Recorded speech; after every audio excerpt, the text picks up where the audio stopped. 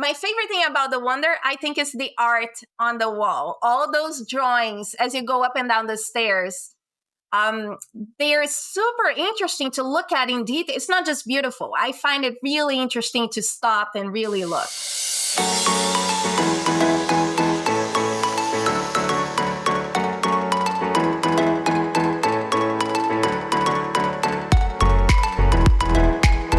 Welcome back, everybody, to this week's episode of the DCL Duo podcast, brought to you by My Path Unwinding Travel. And Sam, it's time for your jingle. Go for your jingle. Simply the best, better than all the rest. There we go. All right. That's the new listener review jingle, courtesy of Sam. I hope we don't get like copyright notices and requests for royalties. So there we go. I feel like it's fair use. It's just a snippet and it's me. It is unfair use, but here we go. This week's review comes from Gator Cruiser, who writes, "Great podcast. I love listening to the duo on my way to work and on the way home from work. They are interesting to listen to and allow me to live vicariously through the recounts of theirs and their guests' experience during those times when I can't afford to go on a Disney cruise. Keep up the great work." Well, Gator Cruiser, thank you for leaving that review. I'm just going to assume that you are either a Floridian or maybe a Louisianan. No, they got to be a Floridian. They're probably University of Florida. That's what they mean Gators, by Gator. The Gators, yeah. All right. The University of Florida alums or current student, frankly. Thank you for that, Gator. I appreciate that review. That's a great review. We love it. And I will say ourselves, that's how we get through the monotony of real life, is by living vicariously through everybody else's cruises. Shirking our job responsibilities and recording podcasts. So, Gator Cruiser, thank you for the review. Everyone out there, remember, one of the easiest ways to help support the show, head over to Apple Podcasts, hit those 5 stars, and if you leave us a written review, we will read it on the air at the top of one of our main episodes, just as we did with the review for our guest today, Sam. I know. We just read her review maybe a week ago, but I'm super excited to welcome to the show somebody who shares a first name with me. I'm very excited to welcome Samantha to the show. It's funny, we talked about it ahead of time. She also goes by Sam, but we're going to call her Samantha for today so that there's no confusion between myself and the guest. So welcome, Samantha. Thank you. Thanks for having me. I'm excited to be here. We're excited to have you. I mentioned earlier. Way to make the guest change their name for you, Sam, as opposed to you accommodating the guest. Well, I mean, it is my show, Brian. So really confusing for me. And the transcript is going to be just epic. I know it's going to be, yeah. Oh, that's absolutely fine. See, Brian. See, anyway, she's just trying to get on your good side before rapid fire. Before rapid fire, of course. Yeah. No, we're super excited to have you, Samantha. I mentioned before we started recording, I feel like I already kind of know you because we've interacted with one another quite a bit online and through the book of face, as I like to call it. And so it's always fun when we sort of for the first time meet somebody that we've interacted with in particular, not just once or twice, but more frequently. So we're excited to have you as well. Now, before we get to talking about your 5th Disney cruise that you went on recently, we've got to talk about your Disney history, where your love of Disney came from and when you started cruising with Disney. Yeah, so it really came from Disney World first. I'm from Brazil originally, and when you grow up in Brazil, you grow up just hearing about Disney all the time, and it's kind of like this dream vacation that you hope that once you get a chance to take. And with me, my first time was when I was 15 and went to Disney with my family.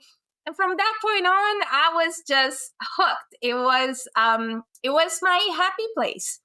And as soon as I got married and we had kids, then it kind of restarted. And my kids have gone multiple times. And then, of course, because you can't go all the time, you start listening to podcasts and just reliving everything you can possibly do via the podcasts. And then you start hearing about cruising and Disney cruising, and that intrigued me. So I organized our first cruise for the family. My dad joined that one as well back in 2018. And that was a 4-night on the Dream. So that was our first ship. And it was beautiful and I loved it, except that my daughter at the time, she was sick for half the cruise. And she was just very heavily congested. Like the morning of, as we were embarking the ship, she started feeling just very congested and she couldn't sleep overnight. So it wasn't ideal. And I had to kind of convince my husband to, no, let's give it another try. I didn't want to let go. So we kept trying, kept doing it, did concierge a couple of times, and that was super special. And we just really fell in love with it. And this cruise was, this was not really a planned cruise, the one we just did to Alaska, because we did Alaska last summer. We did an ABD to Alaska, the four of us. Yeah. And that was incredible. It was like a dream trip. But then my dad told me, so my dad still lives in Brazil, and he said, oh, I'm going to travel through Canada and do a cruise to Alaska. And I'm like, well, how come? And when I said that, my daughter, she's 11 now, she raised her hand and said, well, I'll be on vacation. I'll come too.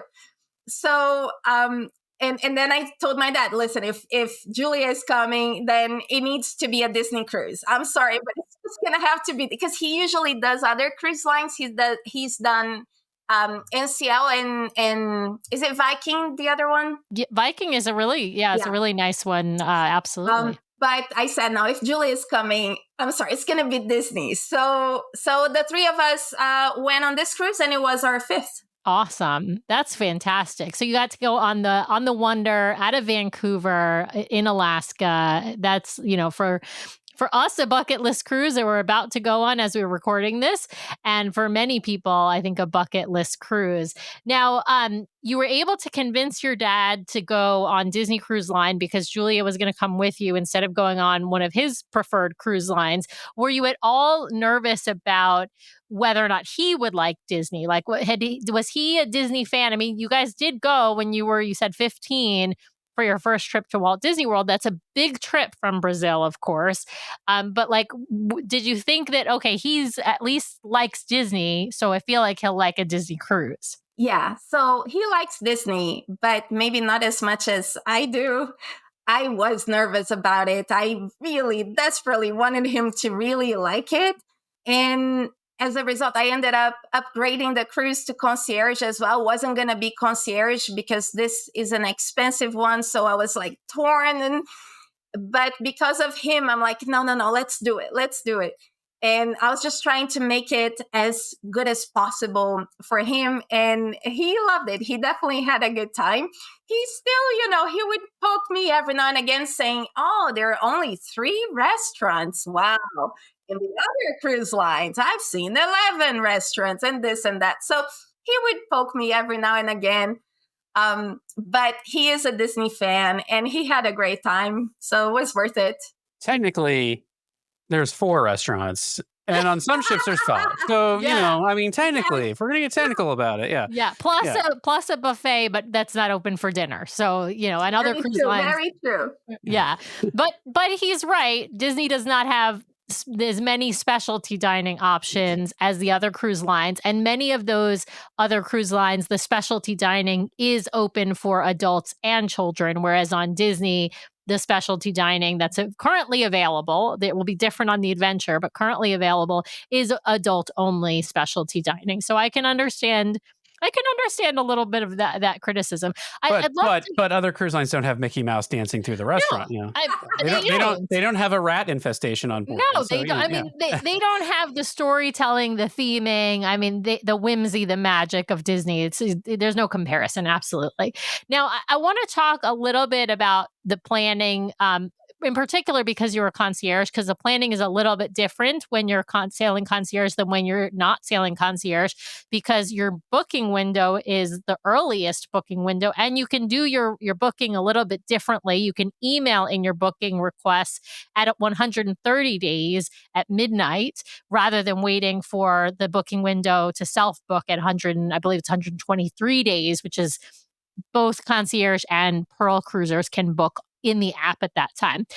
Did you guys send in an email of requests of what you wanted to book as far as excursions or any of the other onboard experiences that you have to book in advance? Yeah, right away. I was counting the days, and I actually think that the excursions we booked were very similar to the ones you guys booked. Because I think Brian, you posted to the Facebook group what you guys were considering or having booked already. I don't quite remember, and I think they were very similar. And being able to send that email, that is very helpful.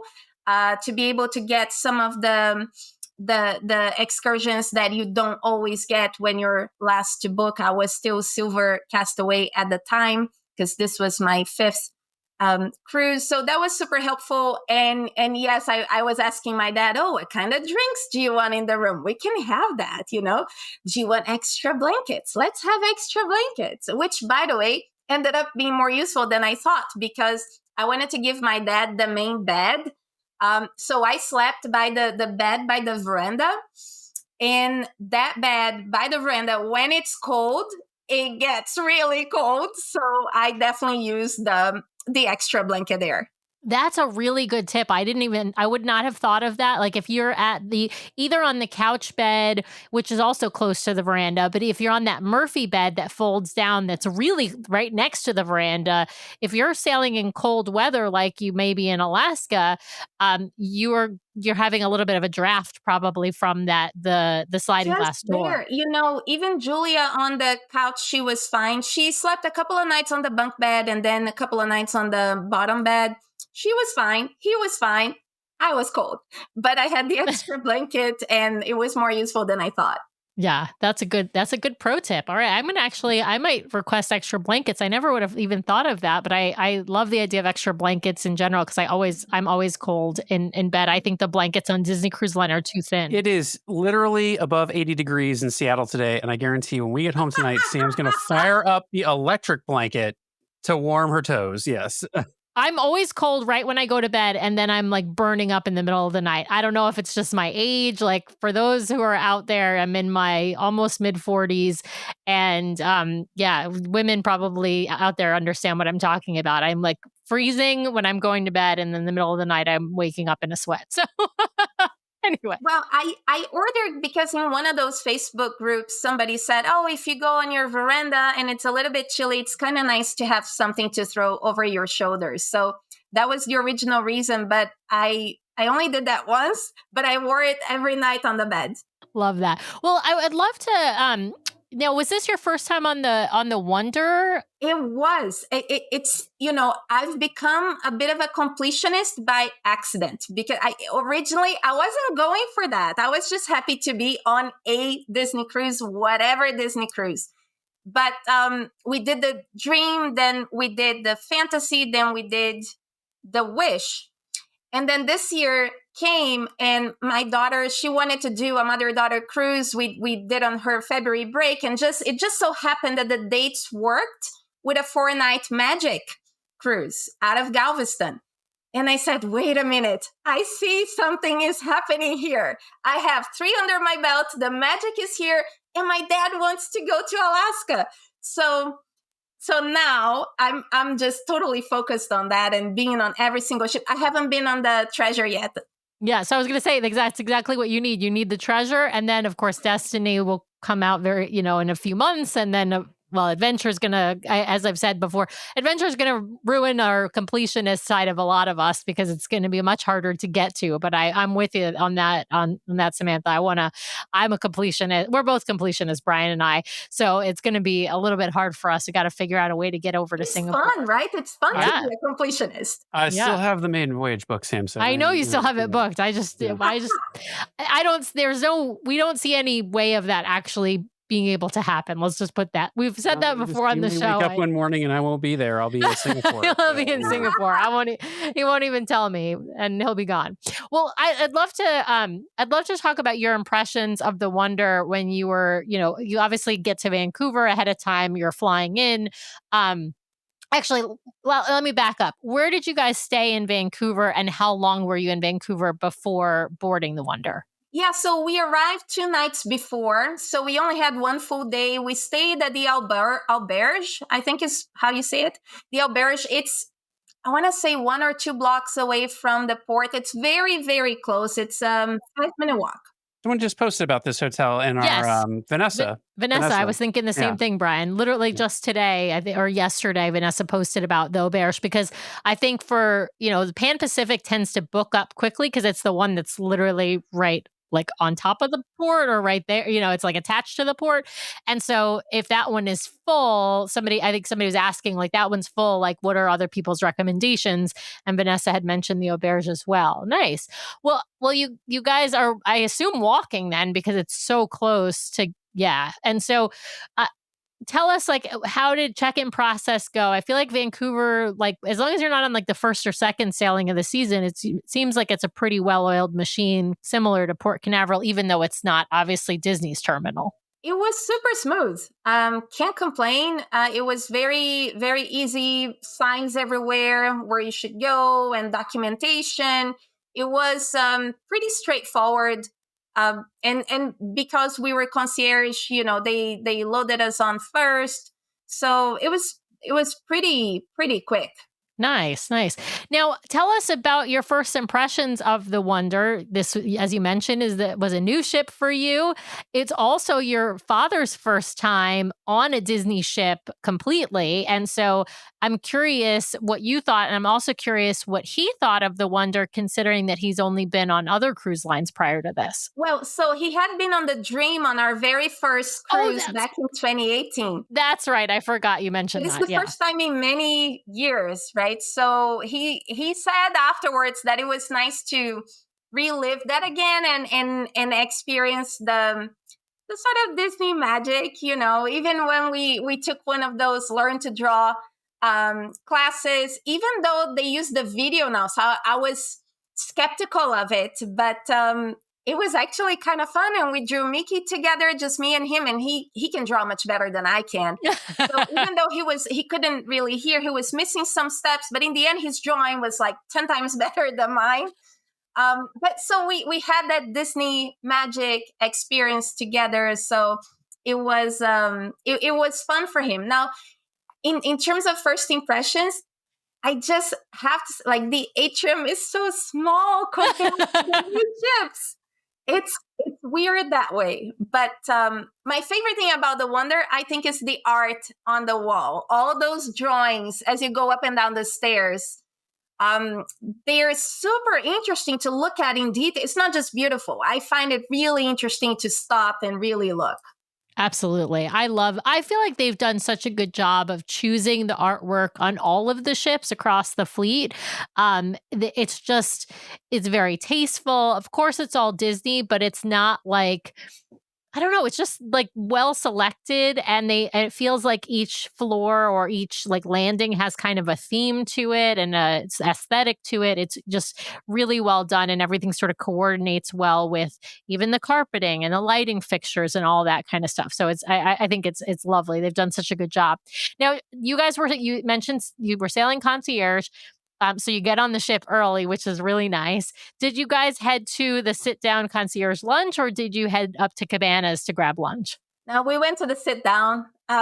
It was quite nice. And then you're not rushed. It just feels very comfortable. So we enjoyed that. Yeah. And it's really nice because you then also get to meet your concierge hosts, or at least you might not meet all of them at the lunch, but you'll at least meet one of them at the lunch and be able to put in some requests if there was anything you hadn't been able to pre-book, or anything you want to change, or you want to book a spa appointment and you had forgot to book that ahead of time, or anything like that, which is really, really lovely. I want to jump into the ports, because obviously the ports are the stars. And I'm being very selfish right now, because you mentioned you think we may have booked even the same excursions, because the ones Brian did ask about in our Facebook group did end up being the ones that we booked for our Alaska cruise that's upcoming next month. So I would love to hear what you guys did at each of the ports. We'll start with Glacier Day, because Glacier Day, I think, happens before you get to your first port of call typically. Was that your itinerary? Yes. Yeah. Okay, so let's talk Glacier Day. Did you do the Glacier boat excursion? I forget what it's called, Glacier Explorer or something like that. Yeah, something like that. I don't remember either, but yes, we did. And it was amazing. You do get much closer to the glacier compared to the ship. And it was interesting because, so when we were at the closest point to the glacier, we could look back. We could see the ship in the distance, but it was a long distance. And then at the show that night, the cruise director said, this was the closest we ever got this season. So she was all happy with how close they got. And I'm like, ooh, we got a lot closer. So I was happy with that. Also because when we did the ABD last year, one of the excursions is to go and try to approach a glacier. But during ABD, you go on kind of a raft. So for safety reasons, you can't get very close because if a piece detaches, you can have a lot of waves and you can fall on the water, which is like end of fun. Like you need to be removed like immediately because it's very, very cold. So in this boat, the boat is large enough that it can handle some pieces of ice. And they even explain the types of pieces of ice that they are able to go through, like over, and the types of pieces of ice that they have to avoid. And they get super close. So the types of pictures I could get with just my phone were beautiful. And during the ABD, my pictures were all like crappy, far away. I couldn't see anything. Yeah. No, the Adventures by Disney trip that you go on for Alaska is a land-based. Of course, there's travel in between different places, but it's a land-based travel itinerary. But of course, like I said, with travel in between different locations. But you're not on a ship; you're going from hotel to hotel. So it's obviously different experience to be on an Alaska cruise on Disney Cruise Line than an Adventures by Disney adventure. Is that fair? Exactly, and there is no overlap. So we were never in the same city or town that we were in this time around. Awesome. That's nice. It's nice to have like two different experiences in Alaska. I've got to ask you about the meet and greet opportunity on Glacier Day, because I know that obviously we know from talking to folks about Glacier Day, the characters are up on deck. You can wait in line to meet with them and take a picture with them, and everybody loves to do it because you get a picture with the glacier in the background.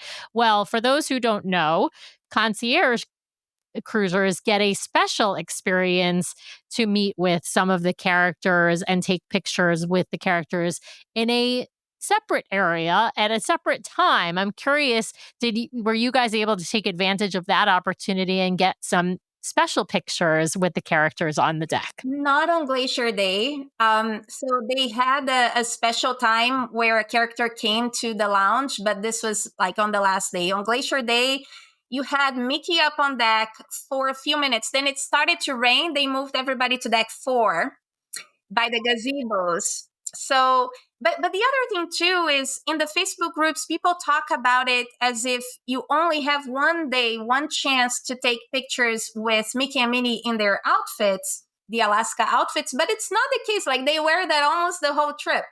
So there were 2 or 3 days where you could take those nice pictures with the outfits. And I was very happy about that because we had more than one opportunity to do it. So it's not so tight that you need to stress out. In fact, the longer you wait, the shorter the lines because everybody really tries to go for it in the very first opportunity. And if you wait a little bit, you're fine. Yeah, absolutely. I think that the difference is people want those pictures with the glaciers in the background, and that's the thing you can only get on Glacier Day. You know what? We didn't have the glacier in the background when Mickey was up on deck because we were still far away. They have to check with, I don't remember what technical name, the technical job this person has, but they have to check with the people who know which arm to take to approach the glacier. So in the first appearance of Mickey in his outfit, we weren't close to the glacier yet at all. We couldn't see the glacier. So when we were loaded on the small boat, we couldn't see the glacier yet. Then we had a long ride, and then the Wonder came after us. Gotcha. So it's later, depending upon where you're, and I don't know if I know it's like Alaskan, I don't know if it's national parks people, but who the Alaskan authorities are, but they tell the ship where they're going to be able to go that day. And the ship doesn't know until that morning which arm or which area they're going to be able and which glacier you're going to be able to see. And it also may depend what time you're going to arrive based on where you're able to go. And so that's a really good tip that your earliest picture time. Yeah. And to be fair, we left the ship, we were on the small boat. So who knows? Maybe after the Wonder approached the glacier, maybe Mickey was back up on deck and taking pictures. I wouldn't know. But his first appearance wasn't with the glacier in the background. Yeah, that makes absolute sense. All right, well, let's talk about your first actual port of call. I know we talked about port excursion. The only port excursion available on Glacier Day is that Glacier Explorer, which is a boat that comes right up to the ship and takes people off. If I may, just to say one more thing about the boat, because people like to say that the only difference is that you get a little bit closer.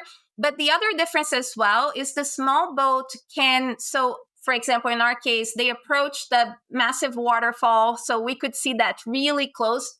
And that was because of the depth of water just there, so that small boat could get there. Also, we saw a whale in the channel, which they said is rare, but we could hang out with the whale and try to guess where it was going to surface next, which was a lot of fun. And it's not something the Wonder can do, turn here, turn there, go back. But the small boat can. Cool. So it was a beautiful experience. Oh, that's amazing. And that sounds like one of those once in a lifetime experiences that as you said they said it was rare. So it's not something that they can ever guarantee you're going to see. But that sounds amazing. That sounds incredible. Well, let's talk about your first port of call. What was your first stop? It was Skagway. But my daughter Julia was sick that day. I know. She woke up with a fever. She woke up congested and said, I just don't want to leave the room. So I stayed back with her and my dad went. We had booked the train. You take the train all the way up and then the gold mine exploration with the gold panning, which is something we got to do in the ABD last year. And Julia had loved it. By the way, that's addictive. Like once you find a little bit of gold in gold pen, oh my God, you want to stay at it all day. You don't want to stop. So that's going to be Nathan. I have no question. Gold fever. That will be Nathan. Gold fever. Absolutely. Gold fever. You don't want to stop. So I was looking forward to doing that again. And unfortunately, I had to stay back with her. And my dad went. So I asked him, well, did you do it? Did you do the gold panning? And he's like, I didn't want to put my hands in that thing. So he enjoyed the train, took beautiful pictures. And I think before the gold mine, they do some type of performance, some type of show. So he enjoyed that. But he didn't want to actually get his hands dirty. Can't believe it. Well, I can understand that. We'll see. My mom is going to be coming with us on our Alaska I didn't cruise. know. That's great. Yeah, and so she's doing the excursion with us. That's the excursion that we have booked, and I don't know if she'll do the gold panning herself. We'll see. So maybe it's just a grandparent thing at this point. Well, it sounds like your dad had a nice day. I'm sorry that Julia was sick that day. What was your next port of call, and was Julia feeling better in order to be able to do an excursion the next port of call? Yeah, I was praying because the next day that was Juneau. We had booked the helicopter with the dog sledding. Oh God, thank God she wasn't sick that day. Oh my goodness. She was fine. In fact, even during the day in Skagway, like we just stayed in the room, like literally the whole day watching movies, and she wanted to order lunch. Like she ate a whole plate of like pasta carbonara. Like she was fine. She was really well. So the next day, I was really afraid of the excursion getting canceled because they say 40% of the time, if the weather is not perfect for safety reasons, blah, blah, blah. Okay. We wake up and it's overcast, a bit drizzly. And I'm like, well, for sure, it's going to get canceled. So I start asking the concierge guys, so when do they cancel? What do we do? And she's like, well, they can cancel like literally up to the moment when you're about to board the helicopter. So you have to act, you have to prepare and do everything as if you're going. So we wake up at 6 a.m. We do everything, in time. We had the first excursion out and thankfully they did not cancel ours, even with the overcast skies and drizzly. I couldn't believe, I'm like, wait a minute, something is odd here. But then I understood it later, because on the way back, and we're going to talk about it in a second, but on the way back, the helicopter went around a couple of times, and then the pilot explained having clouds is not a problem. What you can't have is the lack of a gap to go through, because what they will not do is take passengers through a cloud, because you have more turbulence. It makes people nervous. It can be more dangerous. So you can have an overcast sky, but as long as you have some gaps to go through, you're fine. So now I understand better how we could have that type of weather and still have the excursion happen. And I was very happy that it did, because it was out of this world. It was pretty incredible. You got to tell us all about it, start to finish. Like, you approach the glacier. Well, you fly over the wonder, first of all, which is excitement in and of itself. You're taking like 50 pictures from the top, trying to get the best angle. And then you reach the mountains, you go over the mountains, and you start to see the glacier on a distance. But if you've ever seen pictures of a glacier, it's that cut ice, hard ice. And I'm like, how in the world are we going to land on this thing?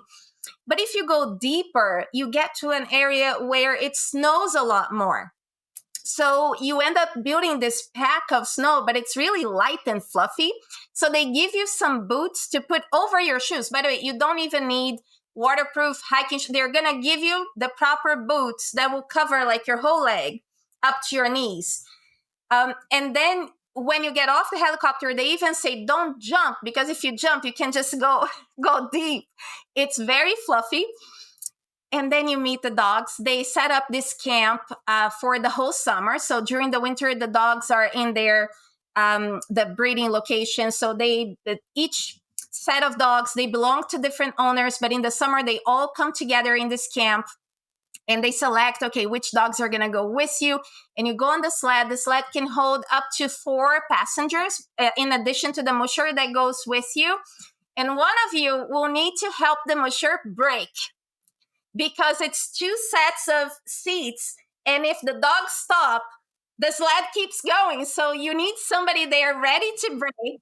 So one of you is going to have to stand in the back and ready to step on this thing that goes in the snow. It's like a fork that just enters. I know exactly who that's going to be. It's not going to be me. I'm going to put that out there. It's going to be Brian. Yeah, be ready. It was a lot of fun. I did it for our family, and it was a lot of fun. So they run with you for a while, and that in and of itself was just surreal. It was gorgeous. You might want to take sunglasses, because it is so white around you. Even without the sun, it can be very, very bright. But it's one of the most beautiful settings ever. And after you're done, and to me, this is, I think, the best part, you get to hang out with the dogs. So you just cuddle, you go to town, you just and you go one by one, and they want to lick you and they want to cuddle you. And I mean, what could be better, right? If you're a dog person, it's like heaven. I'm literally, for those who aren't watching the video of this and just listening to the audio version, I'm literally like smiling from ear to Sam ear. Is captivated right now, and I'm just trying to find out if Samantha did the lumberjack show or not. So I'll have to wait. But yeah, as for those who don't know, who have not been paying attention, this is a point of contention in our household currently. But anyway, yes. Oh my God, Samantha, this sounds like an incredible excursion. Do you know if you went to the Norris Glacier or the Mendenhall Glacier? I don't know. Okay, that's fine. It was Mendenhall, because I don't remember them saying that. I think they had different excursions to Mendenhall. But I'm not sure. Sorry. That's okay. So we have booked the Norris Glacier, not the Mendenhall Glacier, but they are very similar. They're very similar excursions, and so we have our friend Chris and his family went on the Norris Glacier one, and that happens to be the one that we booked because he, like you, raved about it, and so we're just crossing our fingers. By the time this episode comes out, you'll have already heard our review of Alaska for those listening. And so it's kind of funny because our review of Alaska is going to be on a live episode. And so that will actually come out before this recorded episode. But I'm super excited, Samantha. This is great. Awesome to hear. About how long is this whole excursion? You're, obviously including the helicopter and the meeting the dogs and dog sledding and all that. I believe it's about 4 hours-ish, 3 to 4. It's not super long. You still have the rest of the day to enjoy the ship. The one final thing I would say, they do not have a restroom, a bathroom on the camp. So you have to go before you get on the helicopter. Because, they tell us to go, but they didn't explicitly say, listen, there's nowhere to go up there once you're up there. And when they drop you off, they leave. The helicopters get up and leave. So you're there. And if the weather turns, good luck. You're there. So it was the end of the excursion. We were waiting for the helicopters to get back. And I asked the guy, I'm like, so where's the restroom? Because I was thinking, I want to go. And the guy said, no, we don't have restrooms. And I just thought he was kidding, right? What do you mean you don't have? And I just said, oh, of course, you just go in the snow, right? And he's like, yeah, but don't worry, your helicopter is going to be here soon. And then I'm like, wait a minute, he's absolutely serious. They don't have a restroom. So we had to wait for the helicopter to get back.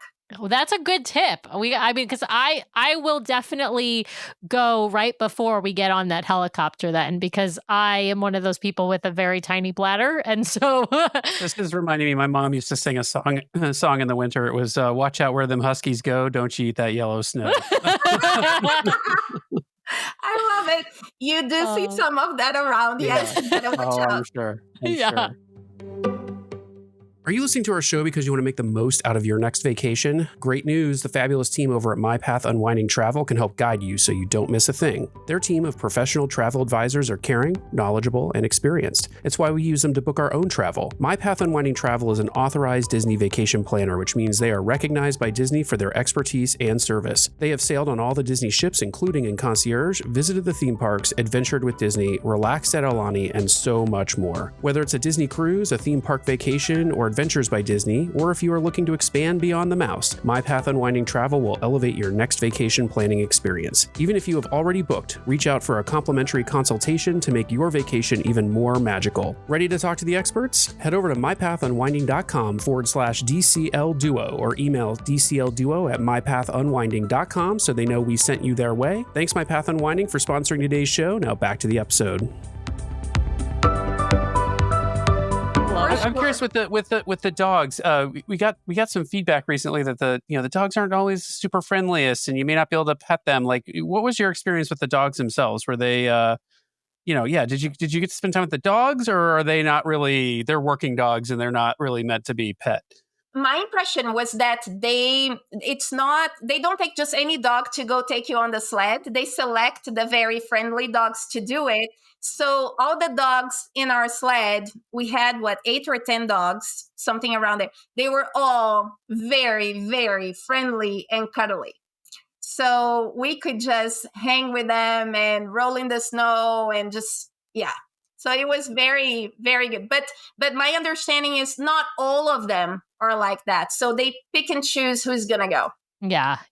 Well, and I think if they do have a dog that is mushing with you, that is not friendly, they will tell you like, hey, this is the dog that you should not pet. Like, and we heard that from another listener that sort of is the case. They'll tell you which dogs are the friendly ones and which dogs are maybe not the ones that will roll around in the snow playing with you. So that's great to know. So for those listening, obviously, whenever you meet a new animal that does not belong to you, that you're not familiar with, you always ask before you start engaging in petting, this strange animal. I can't just run up to hug that bear that we see in the woods. No, Brian, no hugging bears. No hugging bears if we see one. So speaking of bears, we're going in Ketchikan. We're booked on a bear excursion. We are not booked on the lumberjack show. So that one is different. Yeah. So that one is different. But so Samantha, you did the lumberjack show. I did. Yes. Tell us. Okay, you gotta tell us. You Tell gotta me tell all us. about it. And We now might on the have to- video, people will be able to see how captivated I am. Sam. Brian is so making fun of me right now. I am definitely like I might just have to book the lumberjack show for myself. We Sam. might have to do a little switcheroo there. We'll have to see. The thing is, we booked the lumberjack show paired with the axe throwing competition. And it turns out the axe throwing competition won as the most fun activity, which was against all odds because we get to Ketchikan. It is pouring rain. It is chilly. I mean, I'm not going to lie. I was miserable walking towards this excursion. I'm like, oh, really? What if we skip the axe throw? Can we skip the axe throwing competition and just go straight to the show? Is there an earlier show so that I can be back on the ship? No. The show is only at 4:00. Just go with this line, this group of people. So we were maybe 10, 15 people, I want to say, going together under the rain and just shivering, and it was cold. We get to the location where the axe throwing competition is. And to my surprise, it is completely outdoors. And I'm like, wait, you want me to throw an axe swinging back first? And this thing is going to slip from my hand. How many people are going to get hit here? Like, this is not happening. So the targets are in front of it, all in the rain and the cold. This is not possible. How can we? Anyway, so he's like, he shows us how to do it and the stance and how to hold it and the movement. First 3 come up. And then as the first 3 go up to try it, we observe and we start cheering for them. And we're like, before I knew it, we were all cheering for each other. And then everybody wanted to try. Everybody wanted to get an axe on the target, which, by the way, it's a lot harder than it seems. I couldn't get one. My daughter stayed over, so he allowed people to stay later if they wanted to keep trying. So she stayed until she could get one on the board. And it was a lot more fun than I ever thought. And then nobody cared about the rain anymore. Everybody was singing and cheering and just supporting each other. It was a blast. I love that. I will tell you, I have been axe throwing with a group of yes. In Seattle, I have been axe throwing with a group of lawyer moms. We went to it. There was like it's like a bar, but it's like a place that you go and do axe throwing. Like it's really fun. No, it's indoors. It's indoors. Yeah. They have you in like, you're in like a gated, it's like fenced. Each area is fenced so that you don't have other people, like they can be behind you, but nobody's like right next to you. And so they have like each target is in its own sort of fenced in area, like kind of like at a shooting range. It's like separate so that you. And I've had to learn to dodge axes around the household. No.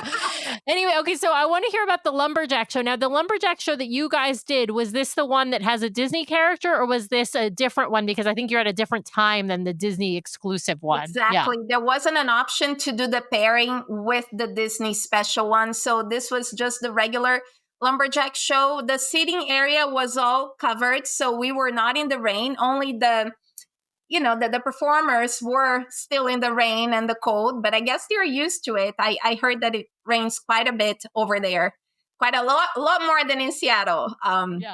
So it was fun. Julia loved it. My dad enjoyed it. I enjoyed it too. I just think it's maybe 15 minutes too long. I could have had because they keep, competing with each other. Now you chop this, now you cut that, and now you roll on the water or something. It is fun, but it can be a little bit shorter. You might be better off with the bears. See, Brian? I chose it because this seemed to be the classic thing to do in Ketchikan, and I'm like, yes. Okay, I'm gonna go for the classics and see how it goes. And who knows, maybe I have a chance to come back someday. I mean, honestly, I don't think you can really go wrong with some of these. There are probably a few that are not the greatest, but I don't think you can go wrong with most of these excursions. Although throwing axes and seeing Donald or Goofy at a lumberjack show does sound fantastic. Although it does look like it's sold out on our sailing. So yeah. But it's such a great point, Brian, because even when choosing the excursions, I thought it was so hard to choose. The list is very long for this cruise. I thought it was longer than for other Disney cruises. Yeah. Well, there's there's a lot of options. I mean, sort of, I think you go to some places and it's like, there's the thing that everyone wants to see. And then there's some like, we'll do a food tour. I'm just thinking about some of the European sailings that we've been on where it's like, there's like a handful of things that people want to do in that town. But in Alaska, there's so much, and they have such like I feel like a connection to the cruise industry that they, which town is it, Sam, that was basically built just for cruises? It's like seasonal for cruising. Is it Ketchikan or is it Skagway? I think it's Skagway. No, it's Ketchikan, I'm pretty sure. Yeah. There's another one though too. There's what is it? It's Icy Strait Point maybe I'm thinking of Icy Strait Point. That's the one, the alternative itinerary, right? Yes, it's the alternative itinerary. Yeah. So most of the itineraries for the 7-night itineraries that go to Alaska on Disney Cruise Line, most of them are the itinerary that Samantha went on, and that's the itinerary we're on. There's an alternative itinerary that doesn't go to Skagway and goes to Icy Strait Point. And I believe that Icy Strait Point, that town is just like only exists because of the cruise industry, whereas the ports that Samantha went to and that we're going to already existed. Now they are bigger. Skagway and Ketchikan in particular are bigger now because they are cruise destinations than they would otherwise probably be. But of course, Juneau is not. Juneau is the capital. It's a bigger city, and so it would exist with or without the cruise industry. But yeah, I think Icy Strait Point is the one that would probably not exist but for the cruise industry. But yeah, it is the alternative itinerary that Disney does. A lot of other cruise lines do go there as as one of their regular ports as well. Well, Samantha, I mean, obviously we mentioned the ports are the stars on Alaska itineraries, but I've got to ask, because this was your first time on the Wonder, what you thought of the Wonder, what you thought of the activities, maybe it's just some highlights of things that you guys really enjoyed doing, and of course that includes shows if that was on part of your personal itinerary. Yeah, for sure it was. The thing is, I'm East Coast based, so what happened was, every time we got to dinner time, after dinner, I was wiped. I was ready to go to bed. So all the adult activities I would normally do, like when I go with my husband, we love all the adult trivia, match your mate, majority mind, like everything that happens after dinner, we usually do. And this time around, I couldn't stay awake. So I missed a lot of those activities. I have to say the time zone really made a difference. Even being a longer cruise, 7 nights, I still felt pretty wiped out at the end of the day. But still, it's a Disney cruise. I love the atmosphere. We did a few of the, like the tasting activities with my dad.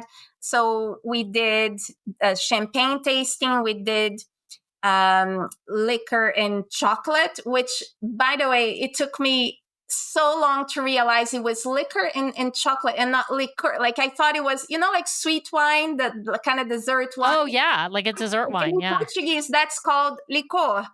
So for the longest time, I thought it was like that with chocolate. No, it's like all kinds. Yeah, you thought you were going to get port and sauternes and not. Yeah, I mean that, which is dessert wine. The sort of dessert wine category includes port wine, includes sauternes, it includes ice wines. Right, there's a lot of different things in sort of that dessert wine category, but it was not. That's so interesting. That's.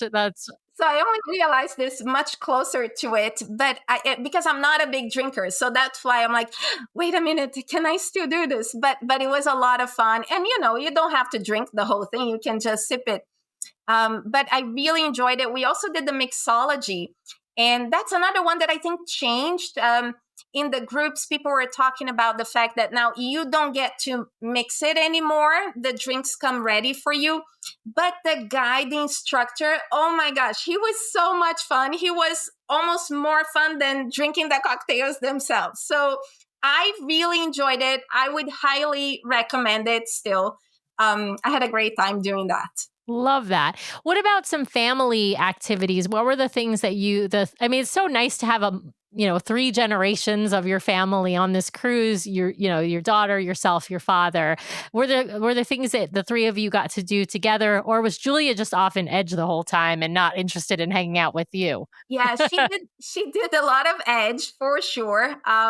Until she lost on the foosball, and that was something she wasn't okay with. And then after that episode, it was more problematic to go to Edge. And that's because on the previous cruise, she had won the foosball tournament. So I think at that age, you think like if you win it once, every time it's gonna go through, right? And then when it doesn't, it's a bit of a problem.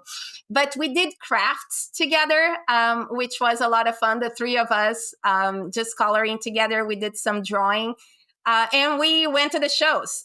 We watched Frozen together. We watched, it was my first time watching the Golden Mickeys. I had heard about it, but somehow I had never actually come across it. So, and I have to say the dancing, like the production, the caliber of the cast, it was fantastic. It was really, really, I was expecting, I have to be honest, I was expecting something very simple. They'll sing this, they'll sing that, fine. Oh my gosh, it was a production, and the dancers were on it. Like they were committed. It was really, really nice to watch. Oh, I love that. Yeah, it's on the Dream too, but the Dream was your first cruise, and so you might have missed it on that cruise, or you don't remember it because it was in 2018. No, I had never watched it. Okay, there you go. Yeah. So it's as we've talked about on the show, it's one of Brian's favorites. He really loves it. I think it's a lot of fun. I wouldn't put it in my favorites category, but I think it's a lot of fun, and I think everyone should at least go see it once and decide for yourself if it's a highlight for you.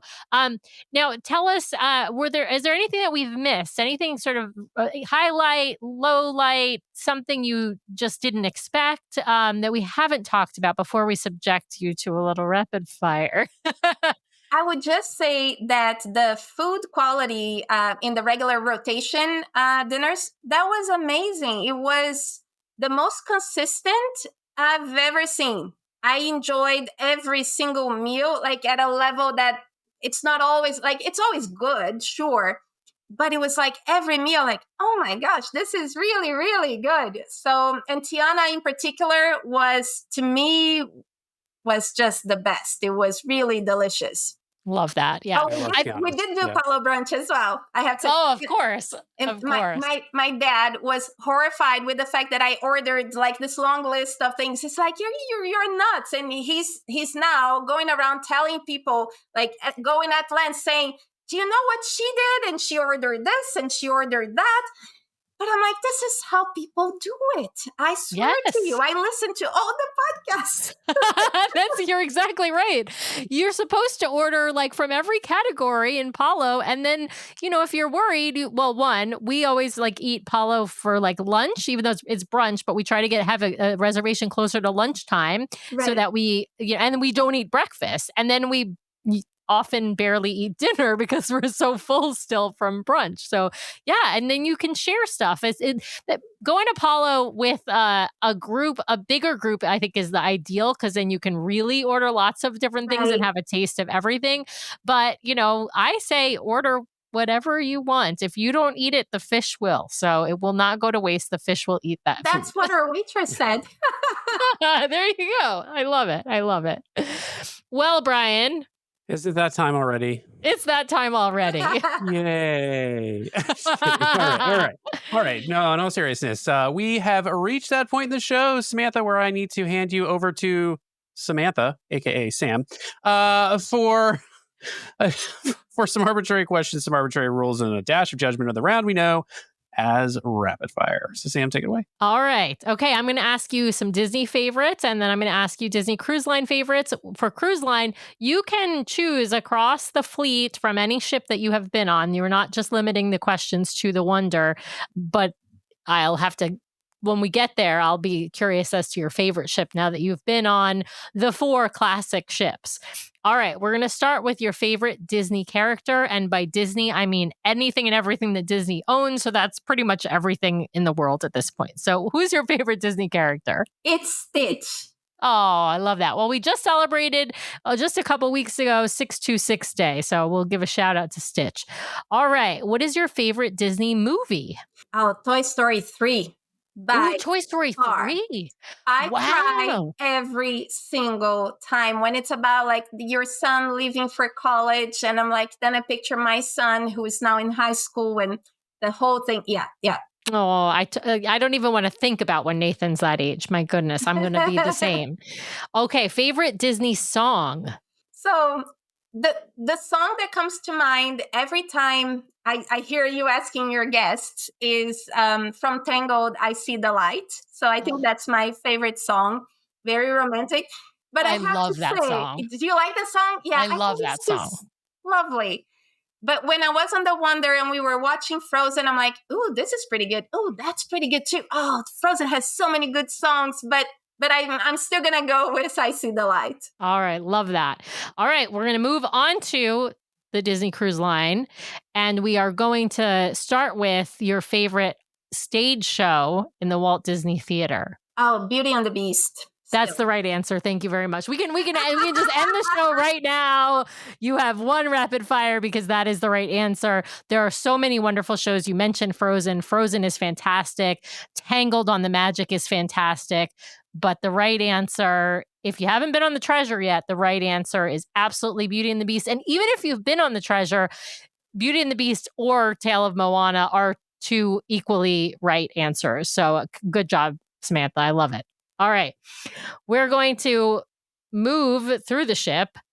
Tell me what your favorite onboard activity is your favorite onboard activity on a Disney cruise. Favorite things to do on the ship. Metromate. Yes, it's awesome. I always laugh so hard with that. It's a joy. It is a joy. Absolutely. Love that. And then those folks who win, or even the ones who don't win, become on-ship celebrities for the rest of the cruise. Always exactly. Fun. Oh, there's that couple who never talks about it.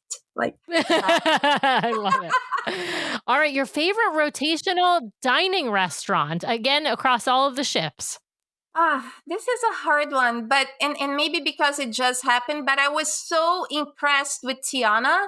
And I think it was also the combination of amazing menu with music. I just love jazz. I love that kind of music. And we had a wonderful time both nights. Yeah, it's also, I feel like it's one where the menu and the theming really matches each other. And like in some of the other restaurants, that it's not that they don't do that at all, but it's like, it's just more done in Tiana's. Absolutely. All right, we got to move over to food since we're talking about food. We're going to go with a favorite sweet item on Disney Cruise Line, and then we're going to hit a favorite savory item on Disney Cruise Line. So we'll start with the sweets. What's a favorite item on Disney Cruise Line? Probably the churro waffle. That's absolutely delicious. It is. And it should be a dessert, not a breakfast food, but I'm not opposed to it being, the fact that it's served at breakfast. All right. Let's go to a favorite savory food on Disney Cruise Line, Samantha. So before I went to Palo, I would have said the empanadas, those beef empanadas that you get in the welcome lunch. But at Palo, oh my God, the lasagna. The lasagna was something else. So it was so fluffy. It was just incredible. So I have to go for the lasagna. I love it. You've picked two of Brian's favorites. So I mean, I like both of those as well. But you've picked, I'd say specifically, you've chosen two of Brian's favorites. Plus a lumberjack show. So Okay, this might be the most important question. It's not the last question. It's the second to last question. Probably the most important question. Well, maybe not. Second most important question because the show was probably the most important question. But which one is your favorite ship? It's the Wish so far. I have to say, I know fascinating. It's controversial. That is a controversial pick. I'm not hating on it. But it is a controversial pick. Yeah. Don't we rarely get that as the favorite ship? I know. It's a hot take, right?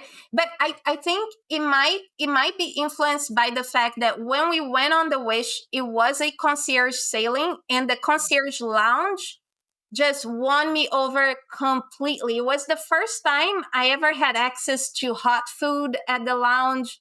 So that allowed me to have like a nice breakfast without having to go into that madness that Marceline Market can be. And the sun area, oh my gosh, that is incredible. It's super large. You have your hot tubs, you have your local bar. It just felt really good. I still don't like the fact that you can't go running around the ship. We don't have that nice track. So that still bothers me. But even, the elevator thing that people complain about, and I guess that's for the whole Wish class, that didn't bother me at all. In fact, I felt like even though the ship may be, I think, a little bit bigger than the Dream or maybe similar size, it felt more manageable to, like, I knew where I was a little bit more easily. I don't know how to explain it. I just always found myself. So I just felt very comfortable with that ship. I had a wonderful time. Yeah. You were definitely spoiled by the hot food in concierge. Because that food, I will say, I think they did an incredible job adding that. Like when they brought the Wish on board, that was the first obviously the first in its class, but the first concierge lounge where you could get hot food. And they did a really nice job with that menu. I in particular, I love that breakfast menu in the concierge lounge on the Wish class. So I can understand where your perspective comes from. Okay, the last question of rapid fire, of course, is what is your bucket list cruise? I mean, you just completed a bucket list cruise, Samantha, but what is left on your bucket list that is anywhere in the world? But you're going to go on a Disney ship, and it doesn't even have to be someplace that Disney Cruise Line currently goes. So Disney used to do this. I don't know if they still do it. You tell me, but they used to do this Iceland and Norwegian fjords combo that seemed glorious. And I would love to go. And I think it was an 11-day or 12-day, something like that. And then I couldn't find it on the itinerary anymore. Do they still do it? No. Well, we don't know. They slightly change their itineraries. The European itineraries seem to change year to year, right? And I think some of that has to do with like what ports they can get into and things like that, and what's going on in the world is of course part of that as well. We know that from the fact that they don't go to Russia anymore, right? But I do think it could come back. We don't have any information one way or the other, but you're right. It's not on this year's itineraries that have Norway. They don't have that longer itinerary that tends to have Norway and Iceland. They do have one on there that I believe has Denmark and Norway. That's for next year, for 2026. Mm-hmm. I think Iceland also got harder for them to do. Well, they had one port, remember, that was like taken off the yes, that's right. The sailing, and there's been a lot of like the volcanic activity up there hasn't really helped them. So I it could think be Iceland maybe just getting harder. Yeah. But I wouldn't listen. I would say like keep checking the itineraries year to year, because they do change. As I mentioned, they change the itineraries in Europe from year to year. They add new ports. They take away certain ports. So I don't think anyone can say that it's gone off of the itineraries forever, but you're right. It isn't on the itineraries for this year, at least not for 2025 and not for 2026 thus far. So, but Samantha, thank you so much for playing. As I mentioned, you had me at Beauty and the Beast. So congratulations. Well, and Samantha, before we let you go, I always like to ask, so what's next? Do you have the treasure booked? I don't have the treasure, but I do have the Destiny booked. It's nice. It's a 4-night between Christmas and New Year's this year. And then next year we do have the adventure booked as well. You do? Oh, fantastic. We do, and it's a trip where we're gonna pair that with a Japan ABD. Oh, awesome. Fantastic. All right. Well, Samantha, you'll have to come back to chat with us about your cruise on the Destiny in December. And then you'll have to come back again to talk about your cruise.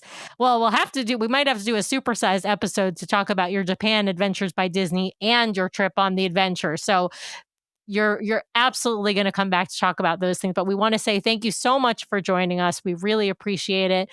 For those who are listening, without wonderful guests like Samantha, this podcast would just be, as I've said multiple times, the two weirdos with mics that Brian and I are. So if you're interested in coming on the show, our next new podcast venture, Two Weirdos with Mics, brought to you by the DCL Duo. Yeah. There you go. Yeah. But if you're interested in coming on the show, in particular, if you've got a unique itinerary, a unique story, we love telling the stories of our listeners, and we love having new guests on the show. But we'll just say thank you. And Sam, you have to tell them how to then get to yes. us. So if you're interested in being a guest on the show, you can always reach out to us over email at dclduo@gmail.com or info@dclduo.com, or you can just head to dclduo.com and click on the button that says Be Our Guest. So there you go.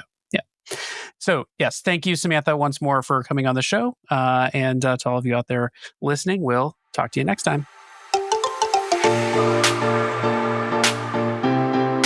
Well, thanks to everyone out there for listening this week. We really, really appreciate it. Be sure to subscribe to the podcast so you can keep getting great content from us every week. In fact, twice a week we publish shows. So be sure to hit the subscribe button to get all of those great episodes. And if you want to watch us live, we have a live show now every week, Monday nights, 5:30 p.m. Pacific, 8:30 p.m. Eastern over on youtube.com/DCL Duo. So be sure to head over and check that out. If you want to help support the show, be sure to hit those 5 stars on Apple Podcasts. And if you leave us a written review, a 5-star written review, we will read it at the top of one of our main episodes. So please head over there and hit those 5 stars. Of course, you can also help support the show by supporting our fabulous show sponsor, My Path Unwinding Travel. If you want to book your next Disney vacation, head over to mypathunwinding.com/DCL Duo or email them at dclduo@mypathunwinding.com so they know we sent you their way. If you've got questions or you'd like to connect with us, the best way to do that is to head over to dclduo.com. It's got links to all of our things, full catalog of the podcast episodes, including a searchable catalog for the podcast, links off to our vlog, a link to our Etsy store where we sell some fun fan-inspired magnets, link to our Patreon if you'd like to help directly support the show each and every month. Just head over to the website or patreon.com/DCL Duo. Also has a way for you to sign up for our Substack newsletter that we're hoping to start really pumping out monthly here at least, and a few blog articles that we've written. So dclduo.com is the best way to connect with us. You can also, of course, email us at info@dclduo.com or reach out to us on our voicemail line at 402-413-5590. That's 402-413-5590. The DCL Duo podcast is not affiliated with Disney Cruise Line, the Disney Company, or the Disney family of theme parks. The views expressed on the show are solely those of the individuals on the podcast and in no way reflect the views of the Disney Company or Disney Cruise Line. If you have questions about a Disney cruise or a Disney vacation, please contact the great folks over at My Path Unwinding Travel or Disney directly or your own travel agent. Thanks again for listening, and we'll see you next time for another fabulous adventure with the DCL Duo.